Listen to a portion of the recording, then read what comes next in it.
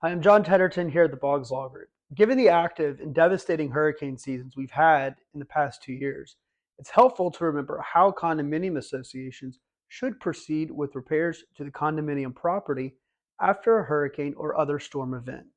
The first determination is whether the association will need to look towards its declarations or to the Florida Condominium Act in order to decide who is responsible for making what repairs. Thus, the first question is what caused the damage and whether that cause will be deemed a casualty or insurable event. If the damage to the unit is caused by a casualty event and is covered by the association's property insurance policy, then Florida law determines who is responsible for the repairs. On the other hand, if the cause was not due to a casualty event, then the maintenance and repair provisions within the declaration would control. Now, some of you are asking, what is a casualty or insurable event? Casualty is defined by Florida case law as something out of the usual course of events and which happens suddenly and unexpectedly without design of the person injured. Clearly, a hurricane or storm would likely be deemed a casualty event. Conversely, a slow seepage or leakage would not be deemed a casualty event.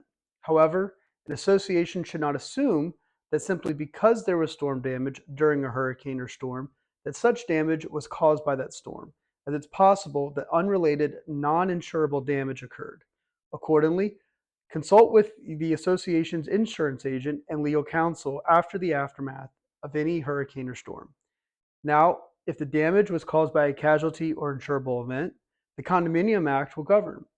Pursuant to the Act, the Condominium Association is responsible to maintain all portions of the condo property which was initially installed and all alterations or additions made pursuant to Chapter 718 of the Florida statutes.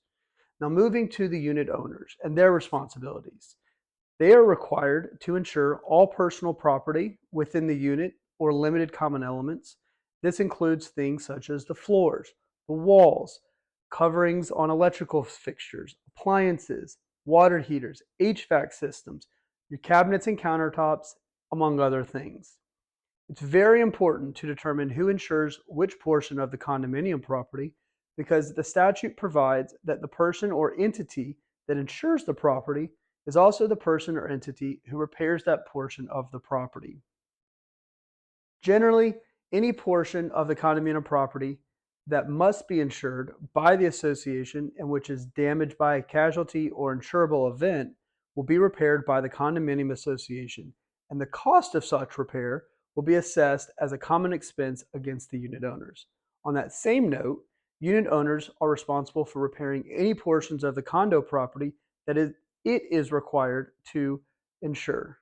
In conclusion, if your condominium suffers damage due to a hurricane or storm event, the association will need to consult with its insurance agent and legal counsel to determine if the damage suffered was due to a casualty or insurable event, and thereafter decide who needs to repair the damage and pay for the costs associated.